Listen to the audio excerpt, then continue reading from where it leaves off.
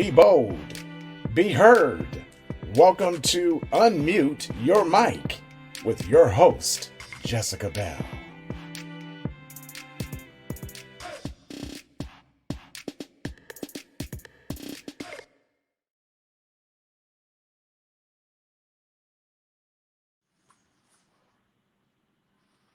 Hello, everybody. Welcome to another episode of Unmute Your Mic. My name is Jessica Bell.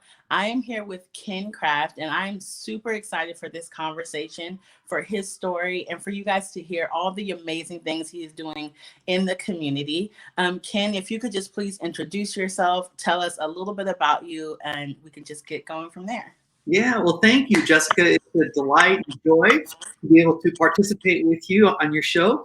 As you said, my name is Ken Kraft. I am the founder and CEO at Hope of the Valley Rescue Mission. We are a homeless and housing service provider here in Los Angeles. And our goal is to prevent, reduce, and eliminate poverty, hunger, and homelessness here in Los Angeles. And considering the growing numbers of homeless individuals here in Los Angeles, we've got our work cut out for us. We're almost 11 years old. In August, we'll actually be 11 years old. But some incredible things have happened during the first 11 years as we started very humbly by just serving hot meals out of a rented facility, and now we do have 15 site locations and providing everything from emergency shelter to food to medical, mental health services, etc. Wow. So that is a huge a calling, I would like to say. What got you started with that? Like, what was the thing that kind of sparked you to say, like, this is a need? Because a lot of us see the need, but all of us don't act on it. So what was it that called you to act on it? You know, so some people enter into this, whether it be work, calling, or ministry, whichever way you want to identify it, oftentimes with a passion, and then maybe they'll, go into social work and they'll get their education and they start moving that direction. That's not how it worked for me. Okay, I kind of got into this from the back door, and that is, I was a pastor, and for many years, and I was a youth pastor, then I was a senior pastor. But in the midst of pastoring a church that I started that grew to well over a couple thousand in attendance, I had my own broken world experience, and I lost everything. It was a very painful season of my life. I ended up going through a divorce, and I just kind of felt, you know what? And I think, helping other people and ministry is just kind of, that's maybe a season of my life. And so I started working for Equifax, a national credit bureau, doing national sales, and did fine. Until one day I had a friend who had attended the church I pastored, who also ran a rescue mission. And he called me up and he said, "Hey, Ken," he goes, "have you ever considered working with the poor and the homeless?" And I said, "Nope." And he said, "Hey, do me a favor. Come have lunch with me at the mission." And I just wanted to spend time with the guy because I liked him. I said, "Sure." And so I went and I had lunch with him. And I got to tell you, it was just one of those defining moments in my life. That as I was with him and we were eating lunch together, every person I looked at, I thought, you know what, that could have been me. That should have been me. But for the grace of God, that was me. And I don't know that I'd cried more than I cried that day, and especially as I left. And I just prayed a very simple prayer. I just said, "God, if you see fit to use me to give people a second chance in life like you've given me, then I'm open for business. If you want to put me back in that game, in that field of helping people, then I'm open." Well, 3 days later, they call me up and say, "Hey, Ken, we're starting something new. Would you be willing to lead it?" And I'm like, "I don't know the first thing about homelessness." And they said, "I know, but you're a good leader. You'll do fine." And so I kind of got baptized by fire, and I said yes, and started. It was a different mission, and started as a director, one of the new geographical areas that they were beginning. I took a 50% cut in pay, and that's how I got started. And that was, oh my goodness, probably 20 years ago. Wow. And you said something I think that is super powerful is you were in a moment where you were hurting and you allowed that hurt to be able to help heal other people. And I think that is such a powerful statement. Because sometimes when we're hurting, we can just fall into our own hurt and just only focus on that. And so, like you said, you had very, humble beginnings. So compared to how you started to where you are now, in this calling, this mission, this walk that you're on, what were some of the doors that you saw God open up along the way that really like catapulted you to the next level? Hope of the Valley was started during the recession in 2009. Probably not the ideal time to start a new nonprofit, but nevertheless, it was God's time. It was the right time. And I remember we started just very humbly. It's like, well, how do you start a rescue mission? I guess you start feeding people. And so that's what we did. We started on a Thursday night, served our first meal, just passed out flyers to anybody in the community that wanted to come, that was hungry, that needed a meal. Then we went to 2 nights, then 3 nights, 4 nights. Then it just kept growing. And then we, from there, moved into a 26,000 square foot facility that we ended up, serving every day. We had case management. We had shower facilities.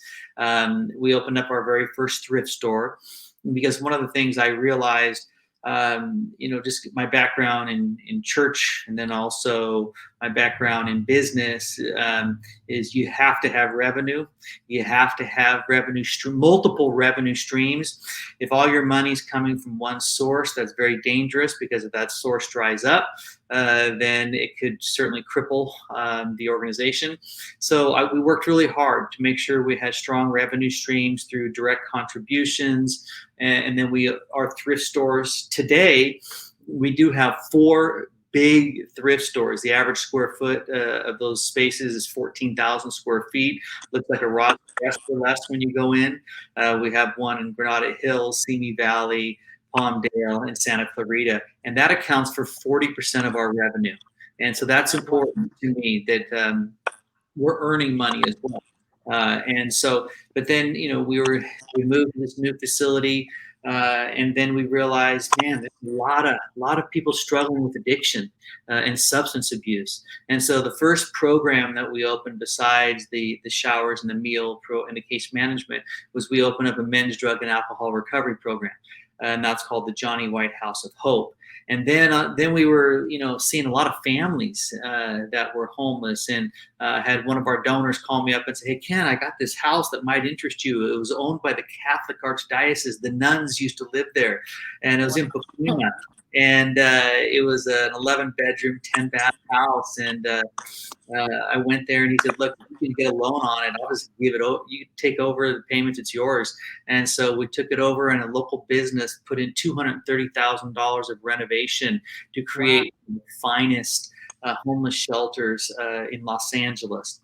And then from there, I was talking to some leadership at the Kaiser Permanente, and they said, "Hey, Ken, one of the greatest needs that we have, there is no recuperative care shelter in the San Fernando Valley." The San Fernando Valley has 1.9 million people, okay, almost over 8,000 homeless, and daily people that are injured and ill that are homeless go to the hospital, and then there's nowhere for them to be discharged to.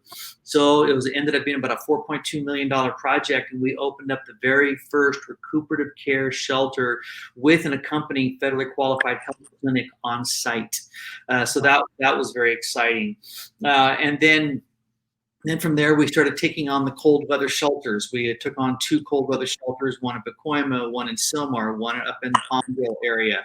And then, from there, we opened up a youth shelter for 18 to 24-year-olds, those that have timed out of foster care. Talk about, just a demographic that'll break your heart. These young adults that, have been oftentimes used and abused and discarded, and now you're 18, you're on your own, and so many of them end up honestly selling their bodies and selling drugs, just trying to survive. And so being able to provide a place for them to not a landing pad, but a launching pad to help them, get to where they need to be to fulfill their destiny in life. And then, right now, we just opened up a brand new 85-bed shelter in North Hollywood. That opened up 2 weeks ago, and that's really an exciting place. And then 2 weeks from today, we're opening up a 100-bed shelter in Van Nuys. And so right now, in a couple of weeks, we'll have a total of 509 beds, shelter beds for youth, for families, single moms and kids, and single adults. And then we've got plenty of vision for the future too. I always tell people, there's never a lack of vision. As far as I'm concerned, there's just a lack of resources. But I believe with all my heart where God guides, God provides. And so, I am so thankful we have over 50,000 donors that have given in one capacity or another. Some have given large gifts or smaller gifts, but we have a dedicated team. We now have over 170 people on staff. When you're running that many programs, we have 11 full-time programs, 24 hours a day, and then our 4 thrift stores. So there's a lot going on, but I think, besides just the programs, what really motivates me and compels me and keeps me focused is the human stories. And I'll just share real quick. When we opened up the North Hollywood shelter, I wanted to be there the day that we opened it because I was intimately involved in the construction of it and getting it built. And so I wanted to interview the very first woman that came in and the very first man. I wanted to hear their stories and where they were before. And so the very first woman that came to the shelter, I said, "Can I talk to you for a moment?" She said, "Yeah." And so I started chatting with her, and she was a woman in her 30s. She spoke 3 languages, attractive woman, very smart, very intelligent. I said, "So what's your story?" I said, how did you end up here? And she began to tell me a story of where she ended up dating this guy, and he was definitely the wrong guy, and he abused her emotionally and physically and sexually. And then they both were homeless, living on the streets, and he threatened her that if you ever leave me, I'm going to track you down. And well, it just so happened that day that we opened that shelter, there was an outreach worker who came up to her outside of her tent, and her boyfriend had left for a bit, and said, "Listen, I can get you help right now if you'll come with me." And she did. She got in the van. And so when I was talking to her, she was sitting cross-legged on her bed. She slept in a bed for 2 years. And she goes, "For the first time in 2 years, I feel safe. And now I feel like I have a chance." Because she had contemplated suicide, because it was near the railroad track, stepping in front of a train. And so, honestly, I walked away from that conversation with her, and I was just overwhelmed with gratitude that we're able to truly rescue people that are on the verge of losing their lives. And so our mission is to make sure that we do everything we can to help people overcome every obstacle, barrier, every roadblock that is preventing them from not just being housed, but from becoming whole again, because so many have been abused, have been traumatized, and have been discarded by society. And so we have an incredible opportunity to lift people up, to dignify them, to give them hope and a future, and to build back into them by giving them, physical health, mental health services, job training, vocational training, job placement, and all that comes with that. So, I'm humbled that I get to do what I get to do. I'm overwhelmed when I see the need, but I realize honestly that God is bigger than what we face, and so my confidence truly is in the Lord. But I will say this: running a rescue mission, one of the things I love is the fact that even though my spiritual underpinnings are the Christian faith, I get to work every day with all denominations, all faiths, and One of my things I say is, the main thing is to keep the main thing, and we don't have to see eye to eye to walk hand in hand. We can agree to disagree agreeably. The most important thing is that we're here to love God and to love people. And however that expression works itself out, I don't care. I'll grab your hand. Let's work together. And so I have an incredible relationship with such a diverse, eclectic group of donors and volunteers and friends that say, hey, let's get the job done. And so it's pretty exciting. That is truly amazing. And I think what I love too, not just about your story, but about all the work that you're doing, is that you're truly helping people completely change their life around. So I love the fact that you said that you have programs and you have those kind of things that are really helping to build people to be able to go out into the real world and be their healthiest version of themselves, because that is when you've gone through any kind of trauma and that kind of thing, yes, you need a bed, but you also need to restore your mental health, your physical health, and everything like that.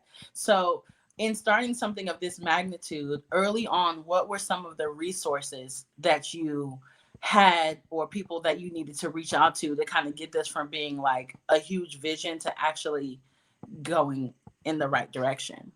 I think some of the most challenging moments is the early days when you're trying to build what I call the initial inertia. Okay. In other words, once a vehicle is rolling, it's easier to keep it rolling. It's that initial push. Okay, it's at a dead stop, and now we got to get the wheels rolling. So it takes like 4 guys to push at once, where then it takes 1 guy to push once it's rolling. And so, but one of the things I learned early on is you can't do it by yourself. You can't do it by yourself. Okay, someone jokingly said even the Lone Ranger needed Tonto. Okay, we all need people in our lives. And so I truly believe one of the great successes of Hope of the Valley is our ability and willingness to collaborate. We work with every agency. And to me, that's so important. An example, there are many rescue missions that will not take government funds. Okay, that's just kind of their belief system. They feel that maybe it would cause them to compromise who they are, and I'm not like that. Okay, I believe actually we can help more people by collaborating with the government, and I believe a public-private partnership is one of the strongest partnerships to be able to help people. And so, whether it's the Department of Mental Health, okay, we have their employees on site with us. One of the sites that we created is called the Help Center, and it's in Van Nuys. And when I had the opportunity to build this place out, I said, you know what? Let's create 20 offices. Why? We only needed 4. Why would I build 20 offices? Because I wanted to create a one-stop shop that was in the best interest of our clients, the homeless. Okay, so that when they come to us, instead of saying, okay, now that you're here, you can drive 6 miles over here to apply for your driver's license, 10 miles this direction to get your social security card, to get your EBT card. No, we brought everybody on site in one location. Why? Because we can't do it all. Okay, we're limited in our capacity, but we are stronger together when we're unified, when we can make room for each other and say, listen, hey, you deal with domestic violence and abuse. Come on in here. We need your help. Man, you're a specialist in addiction. Come on in here. And if we can work with everybody, I think that's the key to success. One of the greatest downfalls of humanity is pride. The moment we think that, we've got this, I can do this, I don't need other people to help me. The truth is, I could have never even started this organization if there wasn't a humble Peruvian pastor who said, listen, Ken, you can use my facility in my kitchen. Okay? He opened the door for me. And then he said, you can store your food here.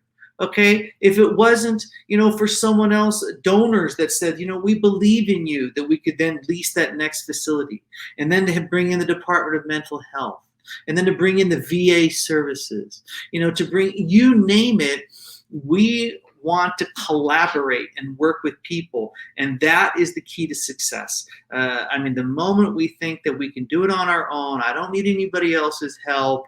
Pride comes before a fall, a haughty spirit comes before destruction. But God, he exalts the humble. And so I think I can say this, in 11 years, we've grown to a significant organization. I mean, we're about a $13 million budget this year, well over 170 employees, 15 site locations. And if someone would say, Ken, you must be an incredible leader. Not really.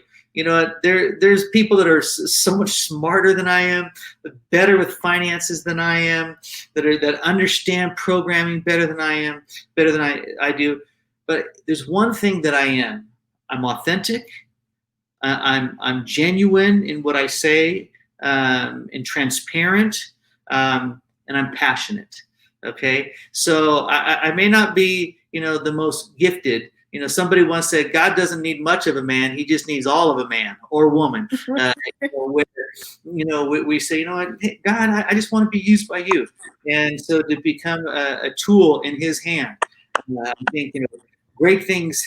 God can turn the ordinary into extraordinary when we humble ourselves and say, God, I always say, for the glory of God and the good of mankind, and then just try to stay out of the way, and try not to mess things up. I find that we're the ones that mess most things up when we get them started, and so just to continue to stay humble and stay open. When I say open, let me give you an example.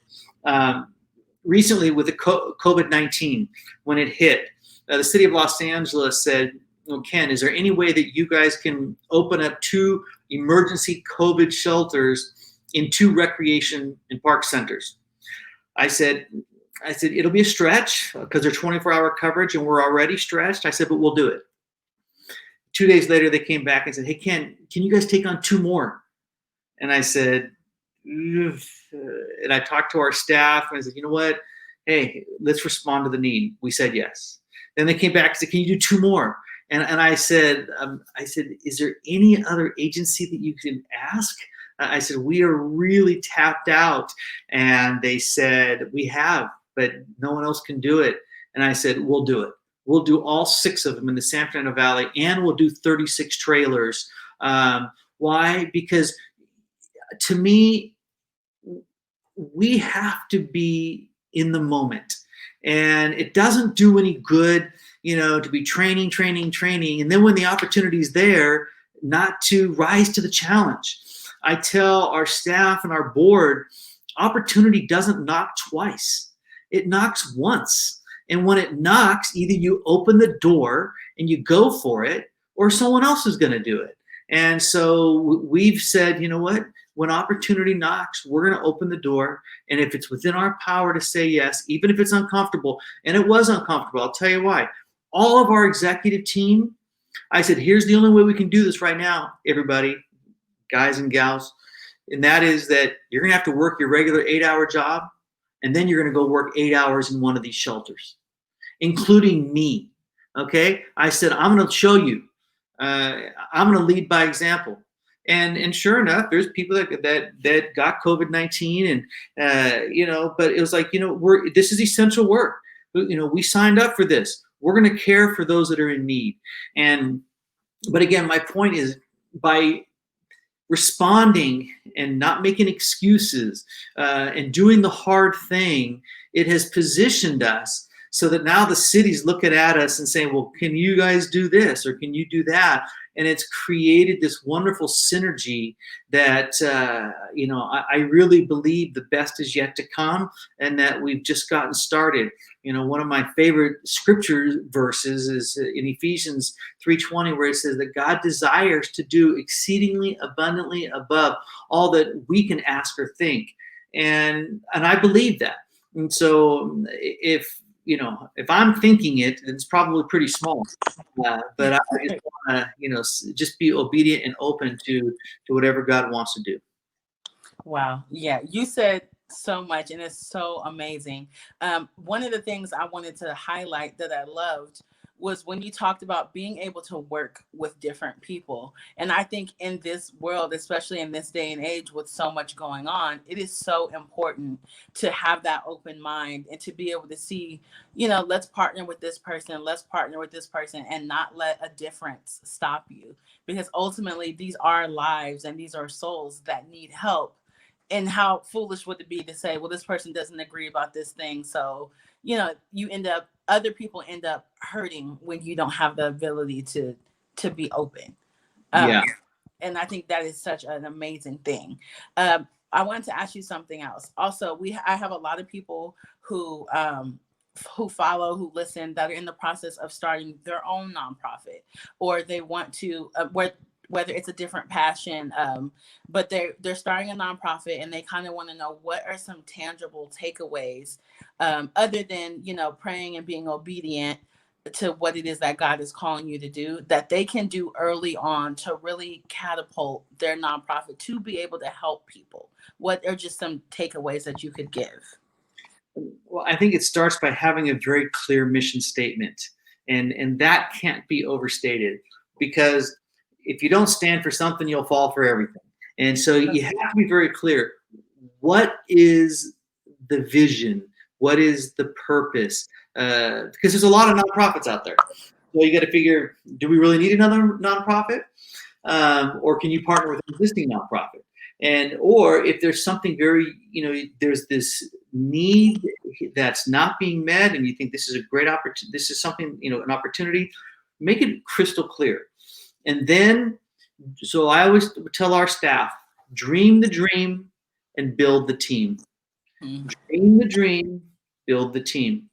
And so first you got to dream the dream, and you have to write it.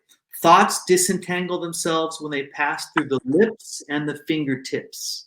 Okay? Mm-hmm. So be able to speak the vision, be able to write the vision, make it clear, and then don't try to do it on your own.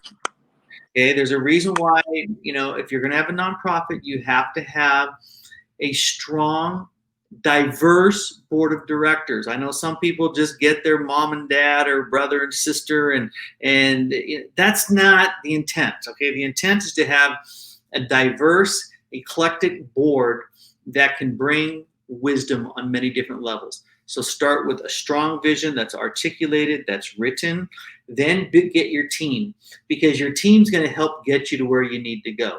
You can jump in the boat and start rowing on your own, or you can get 12 other people in the boat and row with you. If you want to go fast, go by yourself. If you want to go far, go with others. And so get others in the boat with you.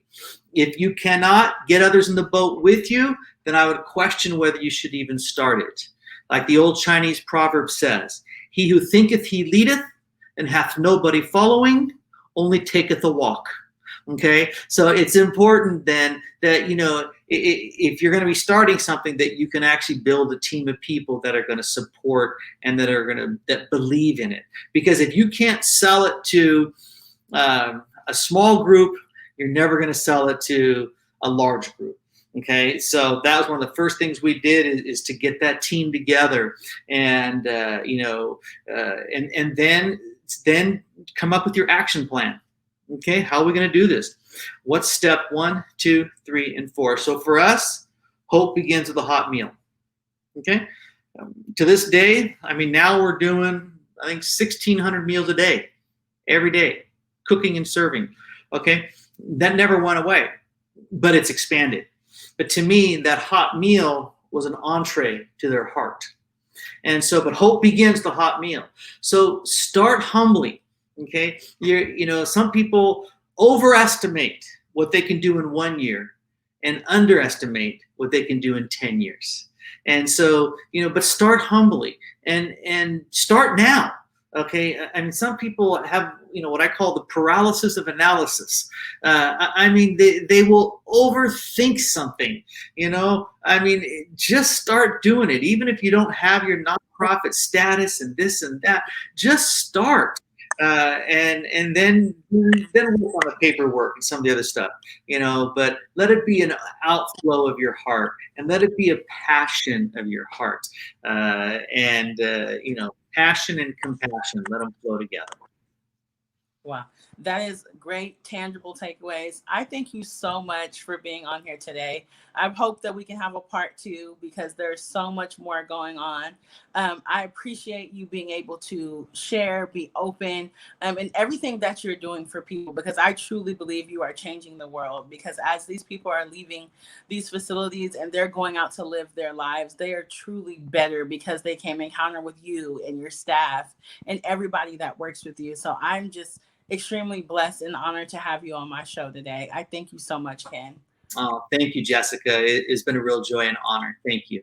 Thank you. And everybody, I'm going to have Ken's information down below, as well as information about Hope of the Valley to make a donation, everything. We appreciate you, Ken. And I'll see you guys next week. Thanks for listening to Unmute Your Mic.